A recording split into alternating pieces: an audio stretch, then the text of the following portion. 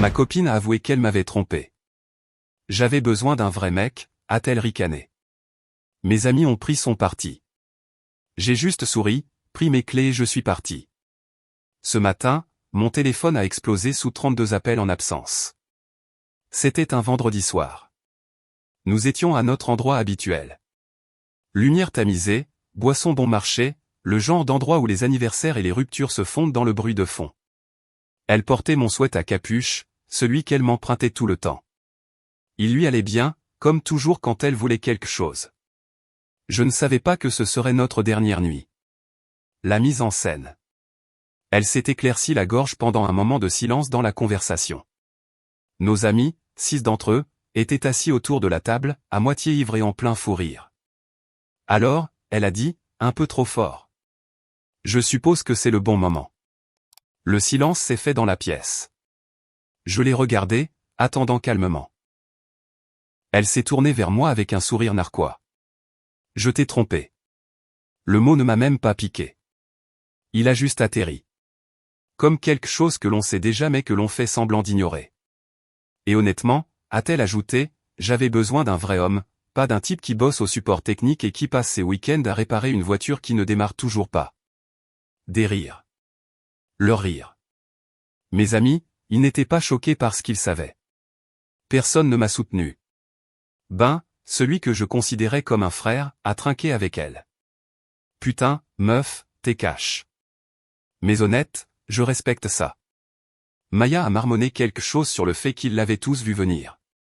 Même Chris, le gars qui squattait mon canapé, m'a juste lancé ce regard. Le genre qui dit, encaisse et tire-toi.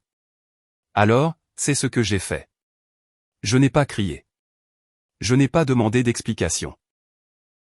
Je n'ai pas jeté de vernis quitté la pièce en claquant la porte comme elle l'espérait probablement.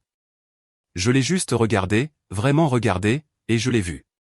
Le besoin de validation, le vide derrière son rictus, le désespoir de paraître comme si elle avait gagné quelque chose. Et puis j'ai souri, j'ai lancé mon trousseau de clés en l'air et les rattrapé. Cool. C'est tout ce que j'ai dit. Puis je me suis retourné et je suis sorti. Ils ont ri encore plus fort après mon départ. Je l'ai entendu alors que la porte se refermait derrière moi. Mais voici ce qu'ils n'ont pas entendu. Le plan qui venait de se former dans ma tête, parce que je n'allais pas me battre pour quelqu'un qui se moquait de moi. J'allais devenir quelqu'un qu'ils ne pourraient pas ignorer, et qu'elle ne pourrait pas atteindre. Les souvenirs. J'ai rencontré Emma il y a 3 ans dans un café près du campus. Elle lisait La cloche de détresse, portait du vernis à ongles noirs et une bague écaillée au pouce. Je lui ai posé une question sur le livre. Elle a levé les yeux et a dit, il n'y a que les gens déprimés qui lisent ça en public. Puis elle a souri. C'était tout. Le courant est passé, vite et fort. Des virées nocturnes, des blagues stupides que nous étions les seuls à comprendre, s'endormir avec sa tête sur ma poitrine comme si c'était l'endroit le plus sûr du monde. Elle me disait, tu es ma paix. Et je la croyais. Les bons jours, elle m'apportait à déjeuner quand je travaillais tard. Elle m'appelait son ancre, celui qui l'empêchait de partir en vrille quand la vie devenait trop écrasante. Quand je réparais cette vieille Civic de 92 toute rouillée dans le garage, elle s'asseyait avec moi, me passait les outils, mettait de la musique. Nous n'étions pas riches. Nous n'étions pas tapas accent grave-l'œil, mais nous étions solides. Du moins, c'est ce que je pensais. La dérive. Le changement a été lent. Elle a commencé à sortir plus souvent. Les soirées entre filles se sont transformées en textos du genre « ne m'attends pas ». Elle a cessé de venir au garage. Elle a commencé à lever les yeux au ciel quand je parlais de créer ma propre entreprise de conseil en informatique. Tu cours toujours après des choses qui prennent trop de temps, m'a-t-elle dit un jour. Je ne me suis pas disputé avec elle. Je pensais qu'elle était juste stressée, épuisée. Mais la vérité, c'est qu'elle cherchait déjà quelqu'un de plus rapide, de plus bruyant, de plus tapas accent grave-l'œil. Et ce quelqu'un s'est avéré être Caleb, un barman avec des tablettes de chocolat et la personnalité d'une éponge mouillée. Les amis ont changé de camp. Ben a commencé à passer plus de temps avec elle qu'avec moi. Chris ne voulait pas prendre parti. Même Maya, qui avait un jour pleuré sur mon épaule à cause de sa propre rupture, m'a ghosté. Je n'ai pas perdu une petite amie ce soir-là au bar. J'ai perdu un cercle d'amis. Et pourtant, quelque chose en moi s'est mis en place. Pas de la rage, pas de la dépression, de la clarté. Ils ne m'ont pas trahi parce que j'étais faible. Ils m'ont trahi parce que j'étais silencieux. Et ils pensaient que cela signifiait que je ne réagirais pas. Ils avaient tort. Le plan. La première nuit après la rupture, je n'ai pas dormi. Je suis resté au lit, à fixer le plafond, revivant chaque seconde de cette scène au bar, son rictus, le rire de Ben, la façon dont il me regardait comme si j'étais la chute d'une blague que je n'avais pas encore entendue. Le lendemain matin, j'ai ouvert mon téléphone. Pas d'excuses, pas d'appel manqué, juste un texto de groupe. Chris et mec, j'espère qu'il n'y a pas de rancune. Essayons tous d'être matures à ce sujet, ok? Mature. Comme rire à ma figure pendant que ma copine pulvérisait notre relation devant des gens que j'appelais autrefois des amis. J'ai tout coupé. J'ai désactivé mes réseaux sociaux, je les ai bloqués, j'ai supprimé les vieilles photos, effacé son contact, mais pas le souvenir. Puis j'ai jeté un dernier regard dans le miroir. Pas par pitié, mais pour faire l'inventaire. Parce que s'ils voyaient tous quelqu'un de jetable, je devais construire quelqu'un d'indéniable. J'ai commencé petit. J'ai contacté un ancien professeur qui m'avait dit un jour que j'avais l'étoffe d'un PDG. J'ai suivi des cours du soir en cybersécurité, je me suis réveillé à 5 heures du matin tous les jours pour courir, même quand mon corps hurlait d'arrêter. J'ai mangé sainement, je me suis entraîné plus dur, j'ai lu davantage et, surtout, j'ai travaillé. 12 heures par jour, parfois plus. Consultant, freelance, réparant les réseaux pour les entreprises locales.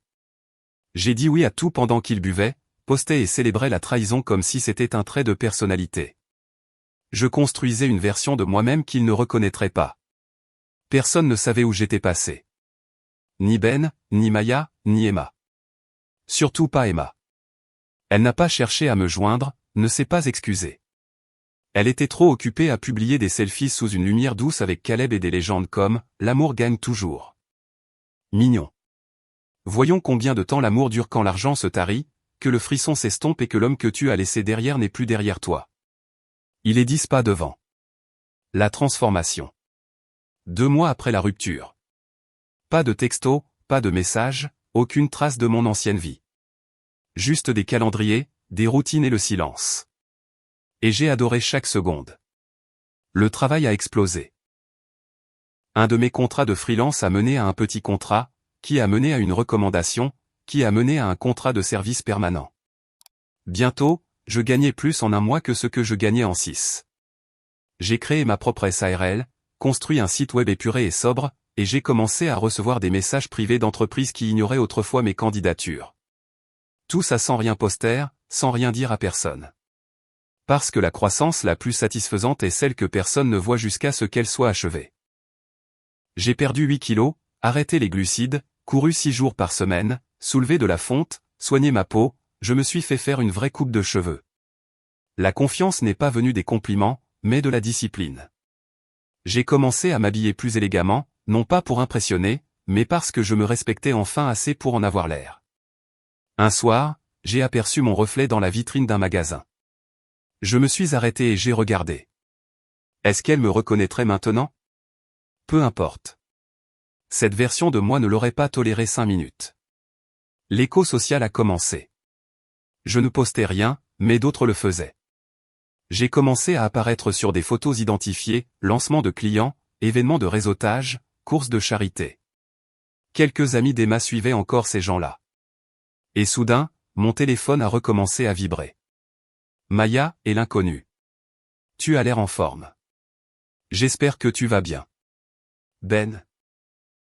J'ai entendu dire que tu avais monté ta propre boîte. C'est dingue. Respect. Chris, mec, ton nom est apparu dans une réunion client. Lol. Tu déchires. Je les ai tous ignorés. Parce que la version de moi qu'ils connaissaient n'existait plus. Ils l'ont tué quand ils sont partis. Je l'ai juste enterré. Puis est venu le premier faux pas et m'a posté moins, puis a complètement arrêté. 2 mois de silence radio. Puis, une story Instagram floue de l'anniversaire d'un ami commun, elle, en arrière-plan, seule, l'air plus âgé, pas radieuse. Pas de Caleb, pas de légende. Rien sur les vrais hommes, ou le fait de passer au niveau supérieur. Juste une fille assise au fond d'une fête qui était autrefois la sienne. Je n'ai pas souri. Je ne me suis pas senti suffisant. Je me suis juste senti détaché. Pas vengé, mais libéré. Parce que quand quelqu'un vous démolit en public et que vous vous reconstruisez en privé, il arrive un moment où même leur nom perd de son poids. Le retour de flamme.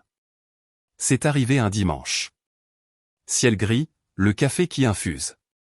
J'examinais une présentation commerciale quand mon téléphone s'est mis à s'allumer. Un appel, puis un autre, puis 32 appels en absence en l'espace de 2 heures.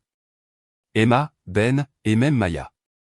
Ils ont tous commencé à déferler, comme la fumée d'un incendie de maison que personne n'admettait avoir allumé. D'abord les textos.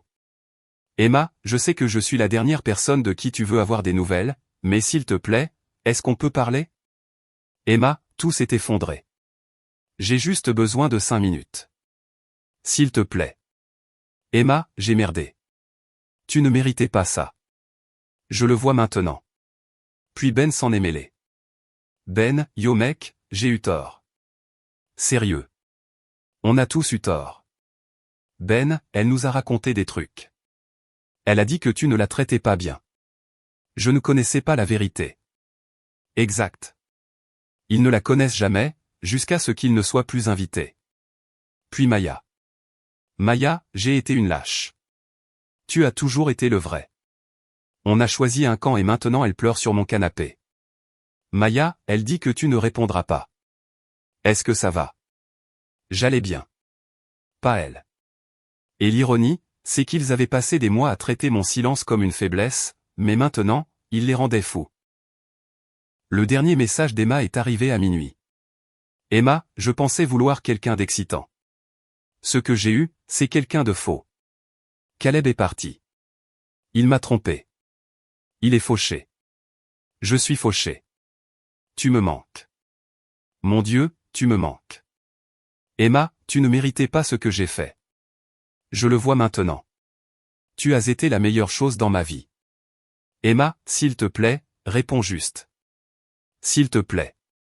Je suis resté un moment avec ce message, regardant la bulle de frappe apparaître et disparaître. Puis j'ai verrouillé mon téléphone, je l'ai posé face contre table et je suis allé me coucher. Parce qu'au moment où ils réalisent ce que vous valiez, vous êtes trop occupé à devenir la version de vous-même qu'ils ne mériteront jamais de connaître. Je me suis réveillé le lendemain matin avec un autre mur de textos. Tu me détestes probablement. Je comprends si tu ne veux plus jamais me revoir, mais s'il te plaît, dis juste quelque chose. La personne que nous étions me manque. La personne que j'étais avec toi me manque. La partie qui m'a le plus frappé, ce n'était pas la supplication, ni le regret. C'était la phrase, la personne que j'étais avec toi. Parce que c'est ça qui faisait le plus mal, n'est-ce pas? Elle ne m'avait pas perdu, moi. Elle avait perdu la version d'elle-même qui existait quand je croyais en elle. Et ça, elle n'allait jamais le récupérer. J'ai tapé lentement. Sans colère, sans théâtralité, juste de la clarté. Moi, tu n'as pas seulement choisi quelqu'un d'autre. Tu as célébré mon humiliation. Tu en as fait un spectacle. Et quand je suis parti, je ne me suis pas seulement éloigné de la relation. Je me suis éloigné de la personne qui pensait que je n'étais pas assez. Je ne suis pas en colère. Je ne suis pas amer. J'ai juste tourné la page. Prends soin de toi.